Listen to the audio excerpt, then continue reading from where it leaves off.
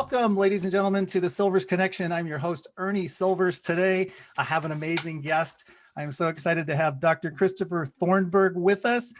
Dr. Thornberg founded Beacon Economics in 2006, and under his leadership quickly became the most respected research organization in California, serving public and private sector businesses across the United States. Dr. Thornberg also is the director of the UCR School of Business Center for Economic Forecasting and Development, as well as an adjunct faculty member. Welcome, Dr. Thornberg. Thank you for having me here. And you got the name of our center perfect. You hit it right out of the park. It's quite a mouthful.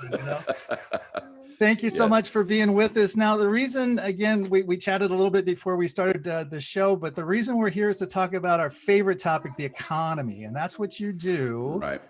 So tell us all about the COVID. We're not really post-COVID yet. We're still kind of into COVID. What's going on out there in the economy? Well, let's put it this way. We're in the COVID recovery at this particular point in time. Right. And that's important to remember. Listen, I appreciate that a lot of the viewers of this are going to be MBA students. Mm-hmm. And of course, you're thinking about, boy, I'm going to be graduating in a year. I'm going to be graduating in 6 months. Am I going to have a job available to me? Yeah. And if you listen to the headlines, the answer is probably not, because the world is falling apart around us. That's not true. And as dire as those headlines are, when you take a step back, you look at the trends, you look at the numbers, you actually come up with a completely different picture. And what's interesting, I think, about this conversation, particularly talking to people in their MBA program or in an undergrad space, is, for most of these people, the formative experience of their lives was what happened back in the Great Recession, right? Yeah. Which was the worst downturn in the post-World War II period. And when you say downturn, it was the 6 quarters where the economy was contracting, but you have to add on the 7.5 years it took for the U.S. economy to fully recover from what happened in that particular business cycle. So overall, it was about a 9-year cycle. Again, tough time. Obviously, a lot of people who were trying to start their careers at that point in time, had a tough time doing it. Yeah. You're not facing that today. It's interesting. As dramatic as the COVID pandemic has been, both from just a pure, the hundreds of thousands of people who've lost their lives in the United States sort of way, a tragedy. But economically, what happened this time is completely different than what happened during the Great Recession. And as such, the shall we say, that what you would think is going to happen next, the forecast, the outlook is completely different as well, which was not appreciated by most economists at the beginning of this. A lot of economists, largely on the basis of looking at the unemployment rate, said, wow, this is the big one. This is as bad as the Great Depression, maybe worse. We're talking a 10-year scar to the labor market and this and that. But when a forecaster does their job, right, what they're inherently doing is using past business cycles as a metaphor for what's happening in this business cycle. We're historians, and we're looking at history to give us a guidepost for what we think is going to happen in the future.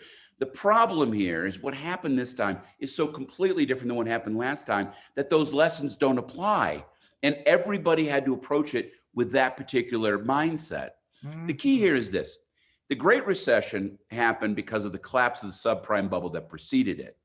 And not only do we have to go through the standard cyclical aspects of any recession type event, but we also had to go through a complete restructuring of the economy. We had too many homes, we had too many people in construction, we had too much consumer debt, we had too many people in consumer finance. You had banks that were hammered to their core by bad loan losses and so on and so forth.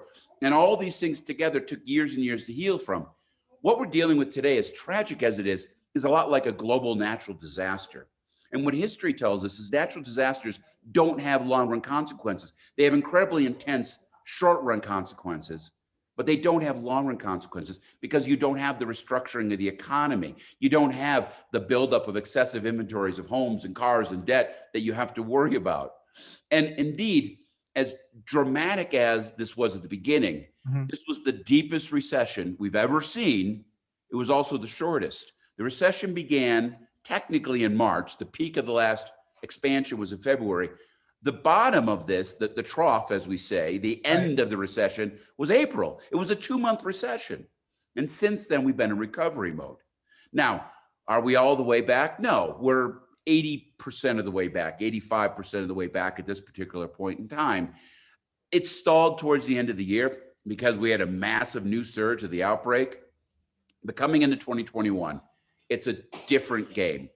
The vaccines are being rolled out, and I appreciate not as fast as we might like, but close to 10% of Americans are getting inoculated right now. There's hundreds of millions or more doses coming down the pike every day. Right now we're averaging about 1.3 million doses per day. That's a pretty good clip, and I expect it's going to continue to grow as we move through the next couple of months. In other words, we're getting ahead of this pandemic, and when we do, the economy can start getting back to normal. We can have our restaurants reopened again. People are going to start traveling again. Disneyland's going to operate again. And of course, we're going to see this economy get back to normal very quickly. You paint a very different picture than I see and hear on the news. How come? I like your picture better. I'm going to stop listening to them and start listening to you. Well, I mean, look, there's two things here going on simultaneously. One is, as noted, was the misread by a lot of economists. They didn't see this as a global natural disaster. They were using a different type model. A lot of those economists have actually cleaned up their game. They've revised their forecasts. The numbers are looking a lot better now. The consensus forecast in Q4 was pretty close to reality. So again, that part of it is getting fixed. But there's another part of it, which is what I have termed miserableism. Over the last decade, since the Great Recession, our political leaders, our press corps have gone out of their way to paint anything and everything in the most negative possible light possible. And that was true before the pandemic, and then it became even more true during the pandemic. It's like, if you want to be in politics, if you want to have a good headline, if you want to get the eyeballs, you have to not only paint the glass as being half full, but you got to tell everybody that's emptying rapidly and the sky is falling any minute now. And it's been that constant catastrophic panic that to me is so frustrating. Because look, I get it. Look, there's always a segment of people that we need to work with, that we need to help, that as a society, as rich as we are, we can do better by these folks. There's lots of things our nation needs. We need better public education. We need more investment in public infrastructure. I get all that. But at the same time, it's worth acknowledging that pre-pandemic, the US was offering the vast majority of its residents, not only a better standard of living than most of the rest of the globe, but candidly, a better standard of living than what we did 10 or even 20 years ago. And yet we don't appreciate what we have. And I tell you, you could sit around and say that this is just finger wagging. Hey, kid, stop complaining and appreciate what you have. It's not that. It's gotten to the point where it's actually become dangerous. Look, the populism that is arising within our economy, whether it's driving Donald Trump to the presidency or making Bernie Sanders someone who has an honest to God chance of becoming president. I mean, these two guys are populists. They both have policies that are dangerous to the economy, not good for the economy, and it's driven off this miserableism. And even in the midst of this pandemic, again, yes, it's tragic. You cannot dismiss how our hearts have to go out to the hundreds of thousands of families who've lost loved ones. But at the same time, we've put ourselves in a position where we have panicked to the point we are creating the seeds of the next recession. Look what's happening at the federal level. $3 trillion in borrowing last year. $3 trillion in borrowing probably going to happen this year. $6 trillion in borrowing in 2 years. For what? To combat a problem at a level that it didn't need combating. Look, take, for example, this frenetic debate over handing checks out to people, right? Or, oh, this is great. I get $2,000. It's free money. It's not free money. This is being paid for with a massive expansion of U.S. debt, which, by the way, the very people listening to this podcast are going to be on the hook for paying back in 20 or 25 years. Right. And the question is why are we borrowing all that money? Well, the answer is, well, because you got to help the economy. Well, look, the problem in our economy, this is what economists call a supply shock, not a demand shock. The reason that restaurants aren't open, the reason that hotels are operating at 1/3 capacity, the reason that Disneyland is closed is not because people can't afford to go to restaurants or go to Disneyland or take their family on a vacation.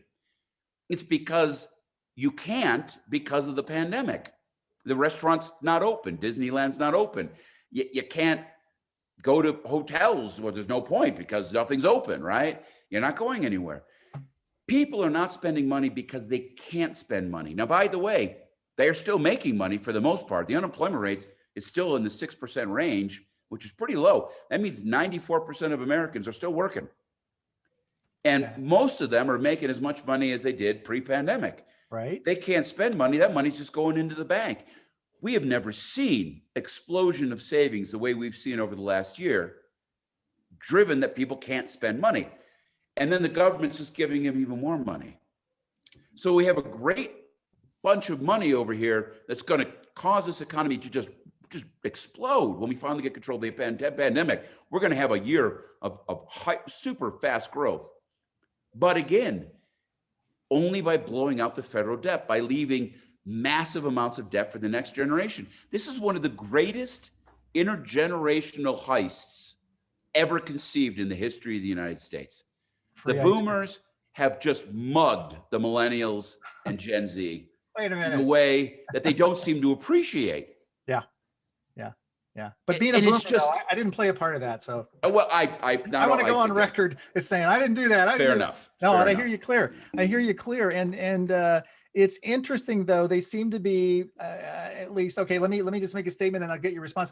They seem to be the millennials seem to be willing participants.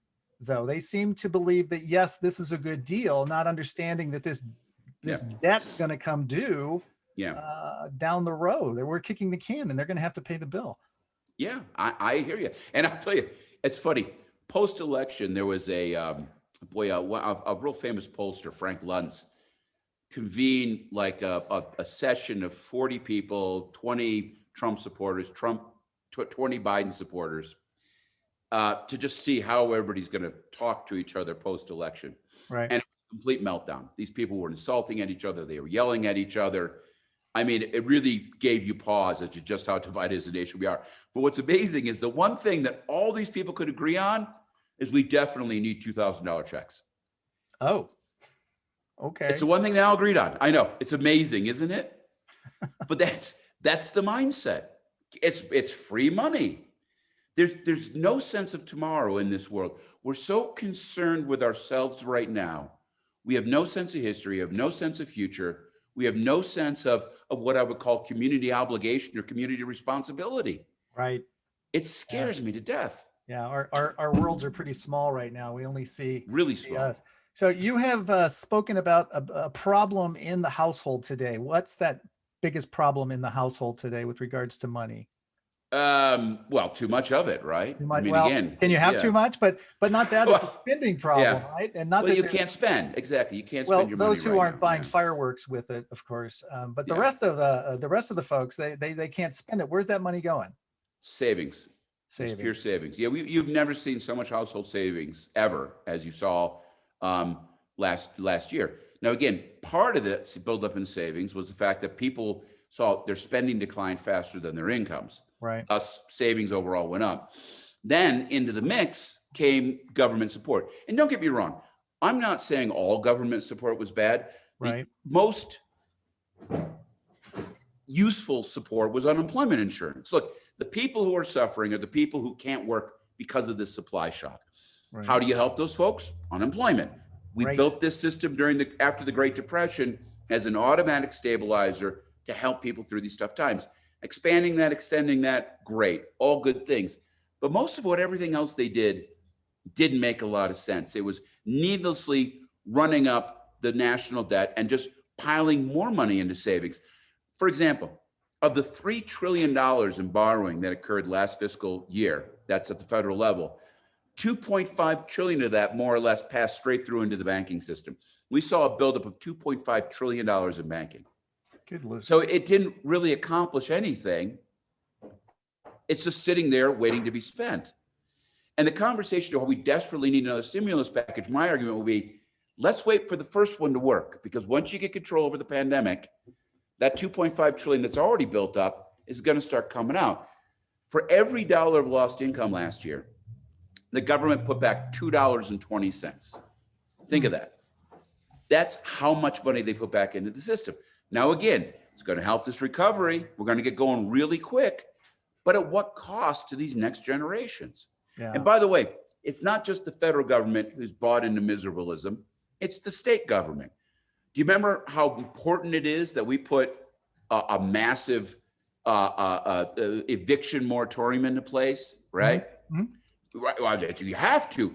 30 to 40 million people are in danger of being evicted.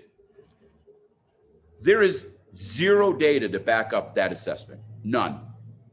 There is not one data point. There's not even any anecdotes that would make that make sense. There's a misinterpretation of a data point coming out of the Pulse survey that's driving that, which is laughable. If you actually look at the one bit of data we have, it comes from the National Multifamily Housing Coalition. Mm-hmm. It's just about 1%, 1.5% fewer renters today are paying their mortgage, paying their rent relative to last year. That's 400,000 households, right? Not 40 million. It's a decimal. Yet, as opposed to worrying about dealing with the real crisis in California, which is, by the way, a lack of housing, which they haven't been dealing with for years and years and years, which is so desperately important, particularly for a lot of your students who are struggling to pay rent while they're going to school. Right. They've completely dropped that. And instead, they're worried about a non-existent crisis having to do with evictions that aren't going to happen anyway. Oh, my goodness.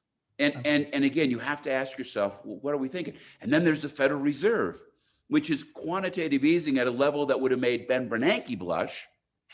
Yet there is no financial crisis. Now, there is no spike in loan delinquencies. There is no increase in foreclosures. Bankruptcies were down in 2020 relative to 2019. Down, not up, down. Down. So essentially, the economy is actually kind of doing pretty good, all things considered. It's being very resilient in the midst of a tough run, but we're at the back end. It's going to bounce forward. Unemployment is helping those people make it through to when their company can reopen and they can go back to their job. We've done enough. Stop now. But we continue to preach the gospel of doom, and it's driving excessive monetary and fiscal policy, which is leaving us with bigger problems in the long run. What? Let me take you back to someplace, because you said a buzzword there, and for those who aren't tuned in, what exactly is quantitative easing? Quantitative easing is a way of getting cash in the economy. Isn't it just printing money? No, not quite. Close. Okay. Close. Okay. What they do is they print money and they buy debt, right? Okay. So as opposed to just printing money and giving it out, which would be step 3. See, there's 3 ways that the Federal Reserve can get money into the system, right? There's more than that, but the 3 ways they use. One is lowering the federal funds rate, which allows banks to basically issue more money relative to what they're holding.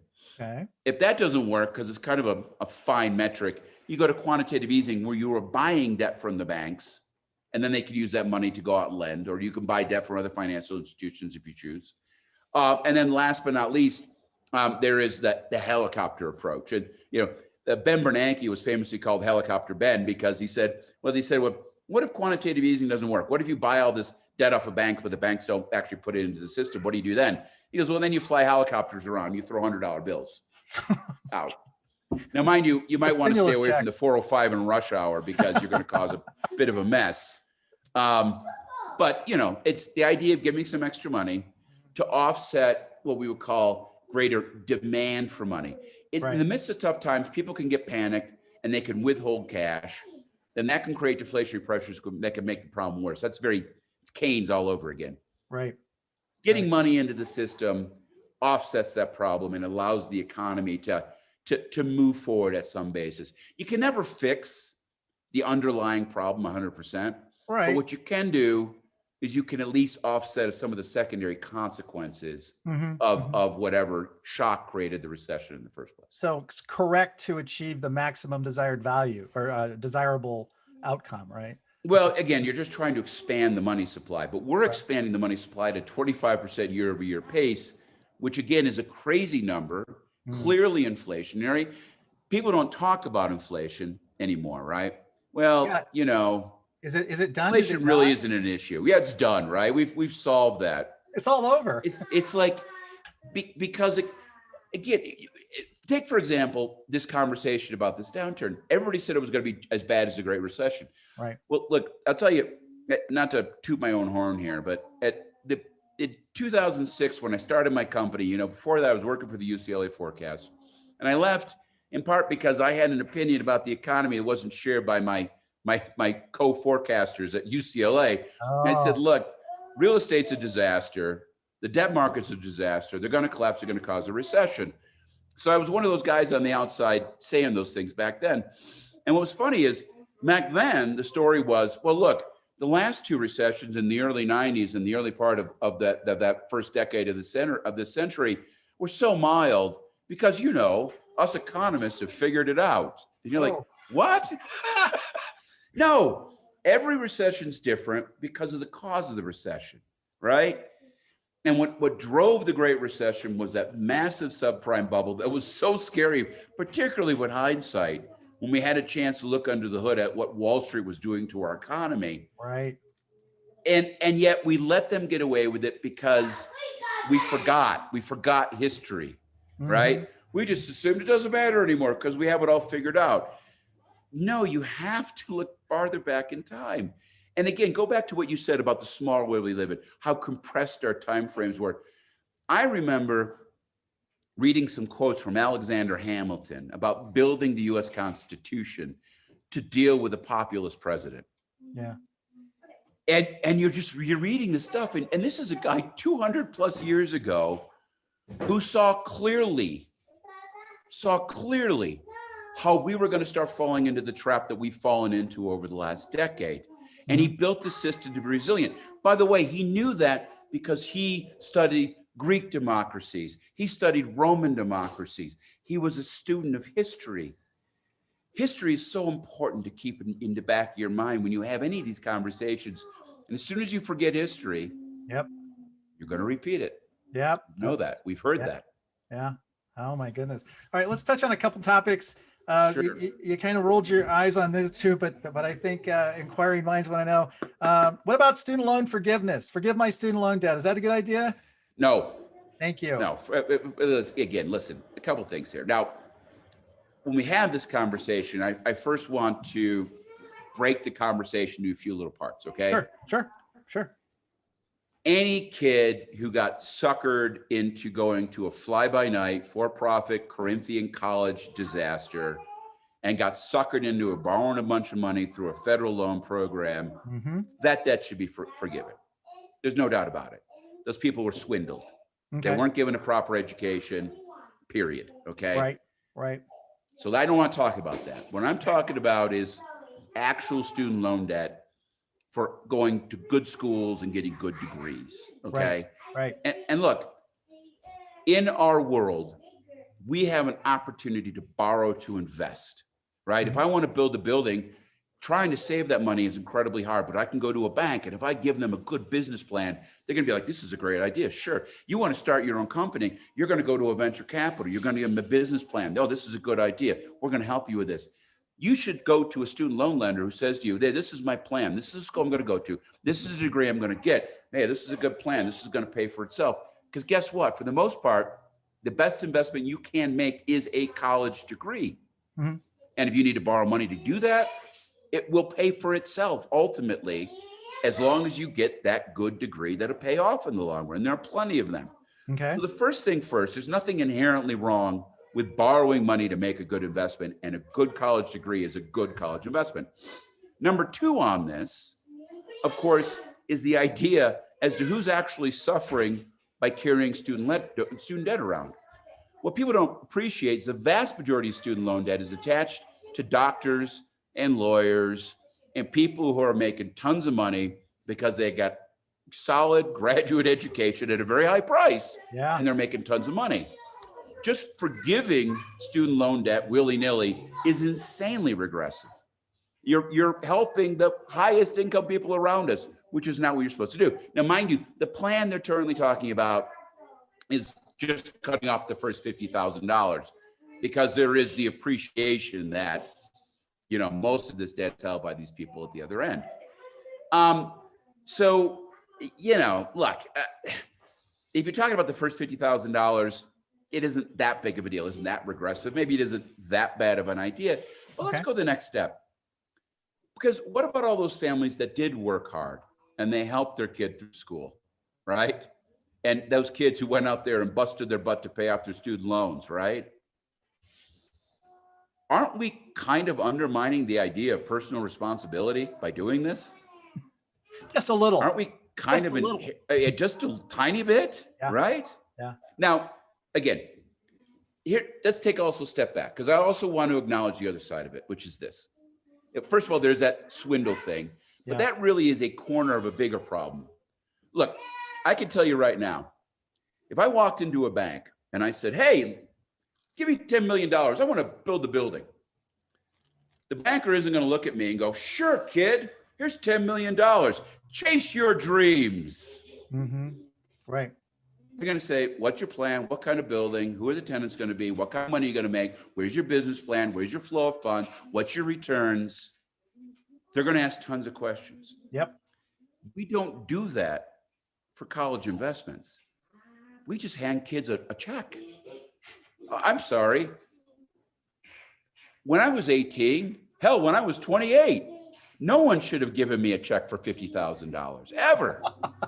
Okay?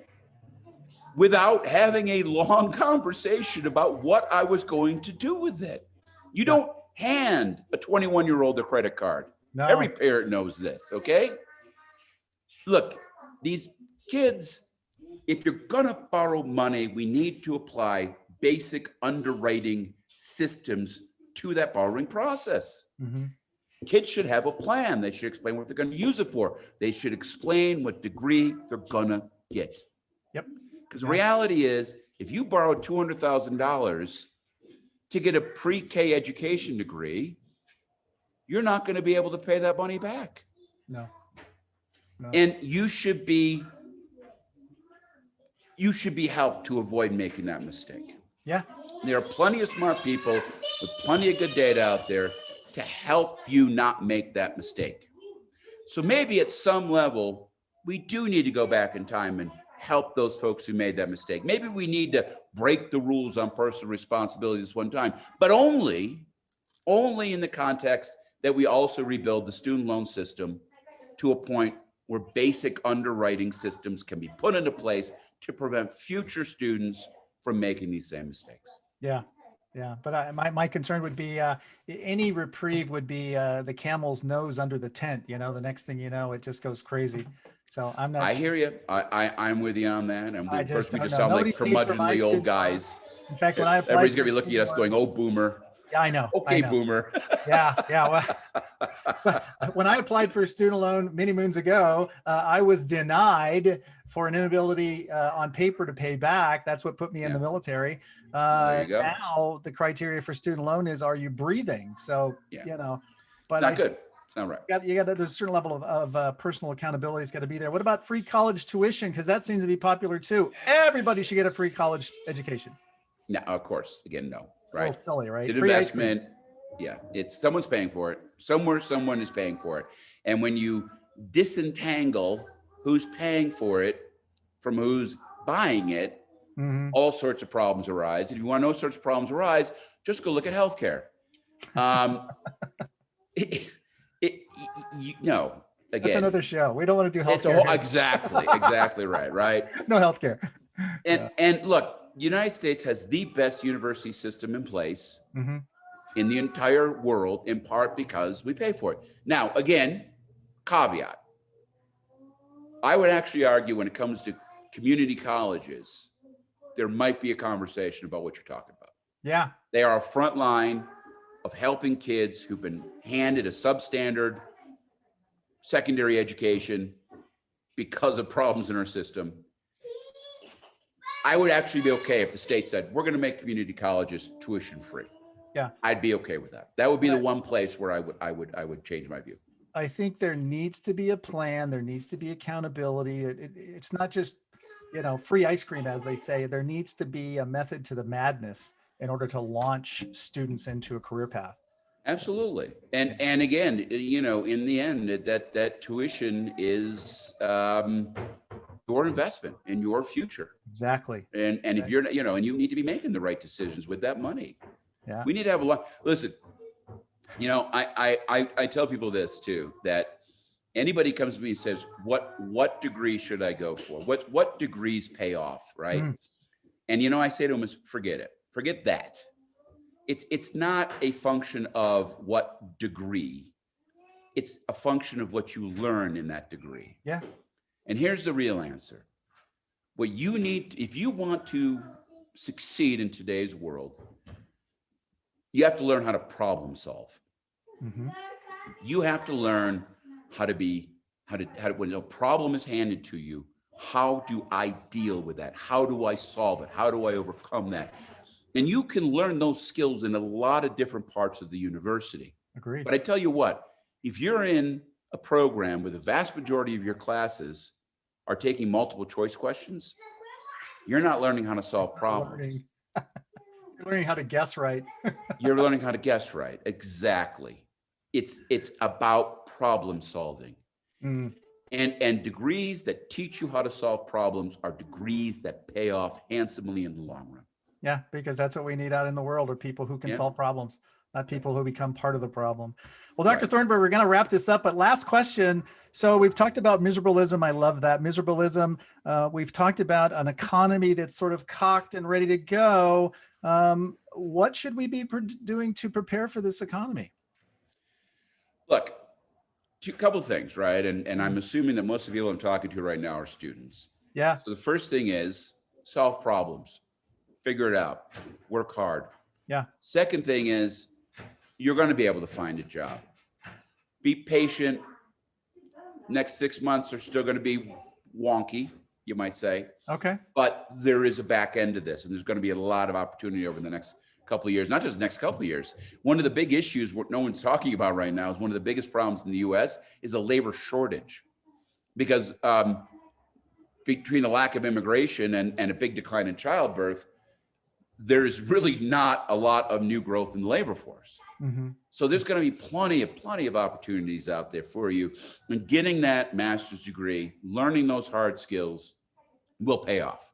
You're doing the right thing. Keep at it. Work hard. There's going to be an economy there for you. No doubt about it. So don't panic and take your time. No panic. You do live in a different world nowadays, right? I was beginning of this, right? I had a couple careers before I ended up where I am, but now kids have 4, 5, 6 careers. Yeah. You're going to dabble, you're going to touch, you're going to move from place to place. You have opportunities available to you in today's connected world to travel and do things and experience things at a level people 30, 40 years ago never had a chance to. Do it. Do it. Explore every avenue till you find that path you want to be on. Well, that is optimism, and I like that. Thank you for that. Dr. Christopher Thornberg, if folks want to get in touch with you or learn more about you or hear some of your forecasts, there you are. Christopher Thornberg at the Center for Economic Forecasting and Development at University of Riverside, just down the freeway from Cal State San Bernardino. So we're like absolutely neighbors. Two great institutions in a very exciting place. Yeah, to show you that we can cooperate and get through and work together on these sorts of things. So absolutely. Great. Thank you so much. All right, well, that's going to wrap it up for this episode of the Silvers Connection. Drop us a line if you have any questions, comments, or concerns at mba@csusb.edu. That's mba@csusb.edu. Look for us on the YouTube channel. That's MBA CSUSB on the YouTube channel. Dr. Thornberg, thank you so much for being here. We appreciate everything you've said. And that's it for us. We're going to close. Bye-bye.